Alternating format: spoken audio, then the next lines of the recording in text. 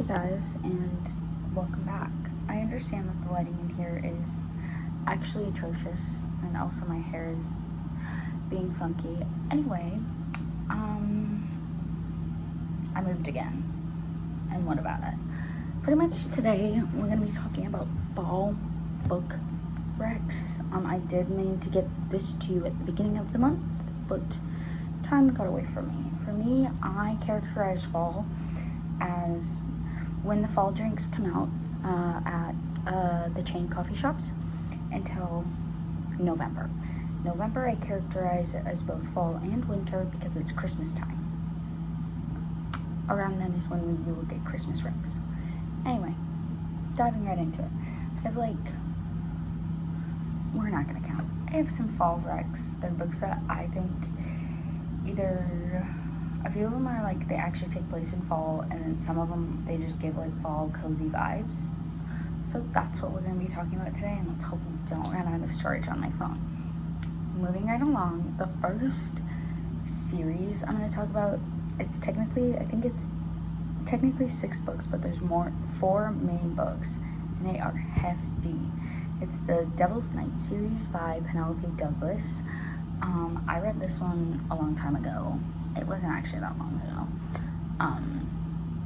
And pretty much it's 4 books that follow 4 different boys, and it takes place Devil's Night is the day before Halloween.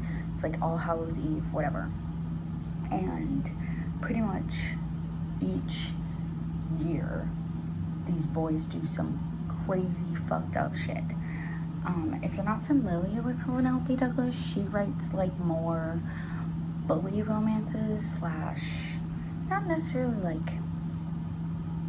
I wouldn't, no, they're probably dark romances is probably how I'd characterize them, I guess. I'm gonna see, okay.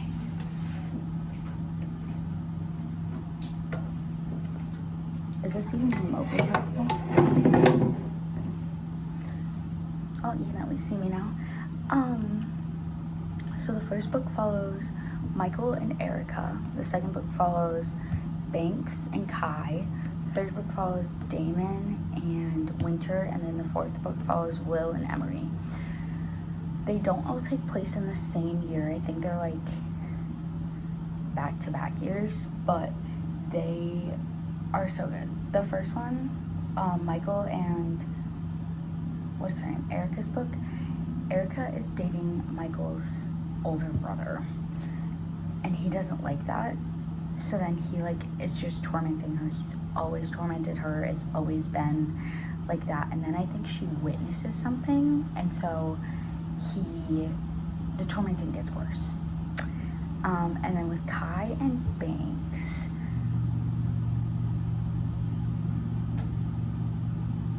I think Kai and Banks' story is one that is very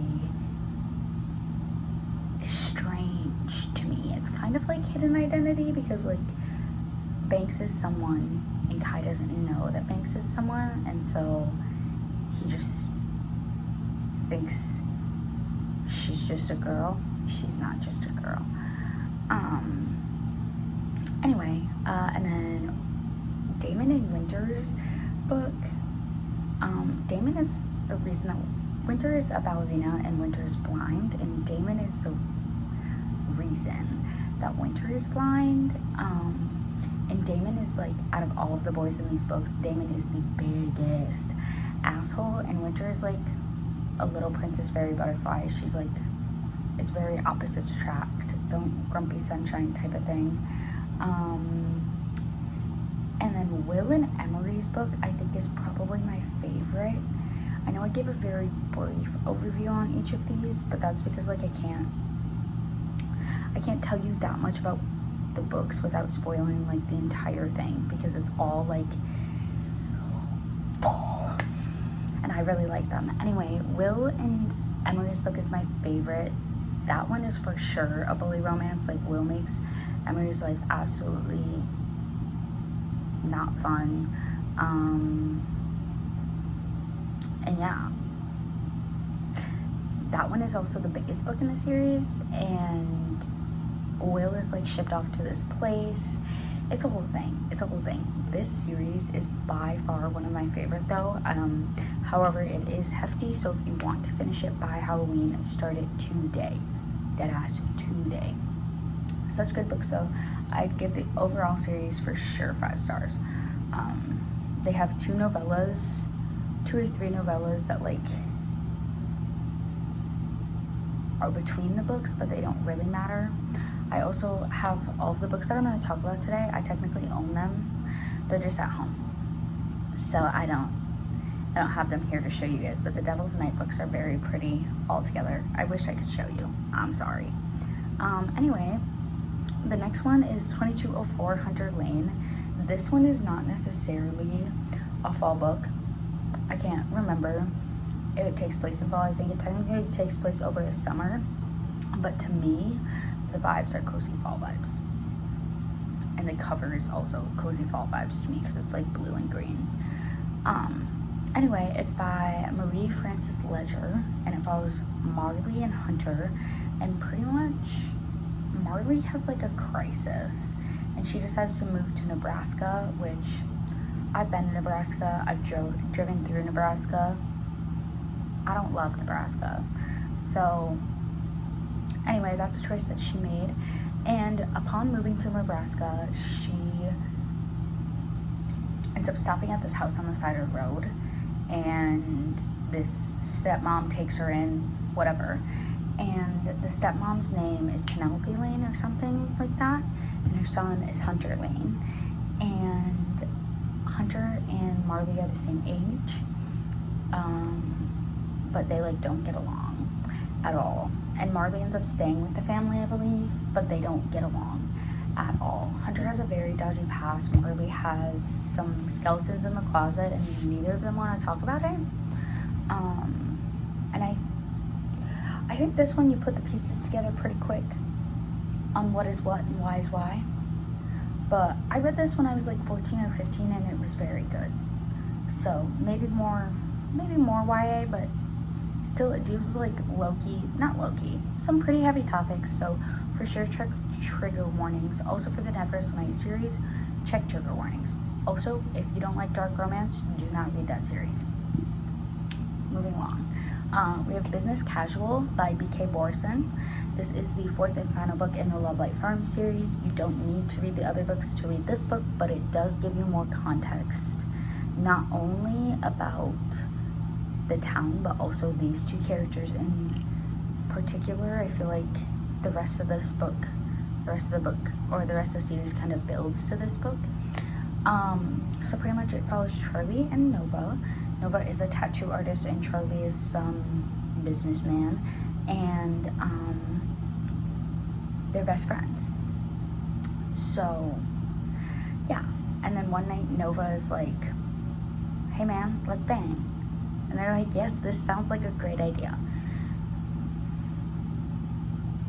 It wasn't a great idea. Their story is beautiful though, because they were besties beforehand, and it wasn't like the kind of besties that are like, no, let's be friends because I think that you're really attractive and I'm just gonna wait around until you love me back. It's the type of friends who like, they became friends because of their situations, because Charlie is related to another character in the book, and so because of that he was in town a lot and whatever. And then Nova is also related to another character in the book, and she lives in this town, so they're both relatives of 2 main characters who operate in the same social circles, so they see each other all the time because of that, and like, but they're not directly related, you know. So it's kind of like, okay, one time I went to another school's dance that wasn't my school. There was another person there who also didn't go to that school. Me and that person became like this because we were like, I mean, like, I know these people and I know enough about it, but we also go here. That's why Charlie and Nova were friends. That's what it's giving. This book does take place in the fall, I believe, October to be exact. And the cover of this book is orange. It's beautiful. It also very much so gives golden retriever and black cat energy, and that is something that I love, and I think think it fits perfectly for like the vibes. I live in the Midwest and it was very chilly here the past few days. Today it wasn't, but like a week before this it was very chilly, and I wish that I had fucking Business Casual by B.K. Borson in my hands so I could read about Charlie and Nova with a cup of tea. It's fine. It's fine. The next one, I'm trying to hear if my roommates are here. Anna, if you're watching this, please don't mock me. The next one is The Ex-Hex by Erin Sterling. This one, you guessed it, is about a witch. It does technically take place in Georgia, I believe, so I don't know. I associate how I tell the difference between seasons is temperature, not like months, really, it's temperature more. So I don't really know if it gets fall vibes in Georgia, but pretty much what happens is it follows Vivi, I don't know, her name is Vivian, and Reese, spelt like the Walsh way. Anyway, and Vivi and Reese used to date, and then they broke up, and when they broke up, Vivian casted a spell, but she didn't really think anything of it because she was barely a witch, like nothing happened. So it was like, turns out something did happen, and Reese returns to the town. He like moved away, and he comes back because there's a festival happening, and they realize Vivi did something. She done fucked up. So then Reese and Vivi have to work together, not only to like harness Vivi's powers, but to also undo the curse so that this fall festival can happen. This was beautiful. It has a second book in the series. It's called The Kiss Curse, and it follows another person. I think it follows Vivi's like sister cousin and Reese's brother, if I am correct. I am hoping to get more into like the witchy, not paranormal, no, I guess paranormal, like the witchy wolfy vibe this Halloween. So if anybody else out there is also looking for that, Ex-Hex, great place to start. Another great book to read for this season, and if you want the paranormal witchy wolfy stuff, Bride by Ali Hazelwood. If you're familiar with me in this page, you know Bride by Ali Hazelwood is my shit. Is my shit in the sense that like, I think I've read it 3 times and it's been out for just over a year. It's been out for like a year and a half and I've read it 3 times. Anyway, it follows Misery and Lo, and Misery is a vampire. Her dad is like the vampire king type of thing, and Lo is a wolf, and he is the alpha of his pack. They enter an arranged marriage to fix, I think it's to fix something. There is a reason that they do this, because werewolves, humans, and vampires are all supposed to live in harmony. And so this was done, it was like a political move. Anyway, the way I feel about this book, not political. No, low-key it is political, because I could campaign on this book. I love this book. There is also the second book in this series, I think it's called Mate. Is coming out October 8th. Mark your calendars, either 8th or 2nd. It's coming out at the beginning of October. Mark your calendars. Read that too while you're at it. I did give Bride 5 stars, and I will give Bride 5 stars every single time I read it, even if it's the 10th time.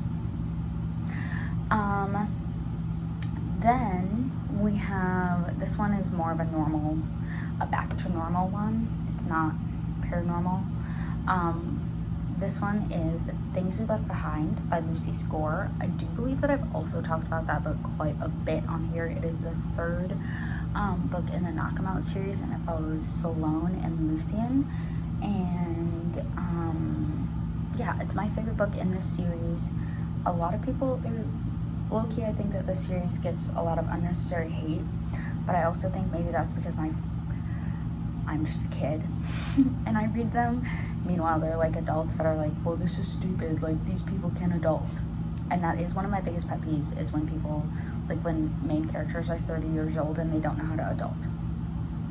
I don't think that that happens in the third one, at least. You don't need to read the other two to read this book, but I would, solely because it gives you context on the situation. Because this book doesn't have a third act breakup, I don't believe, or if it does, the third act breakup is a result of the third act happening.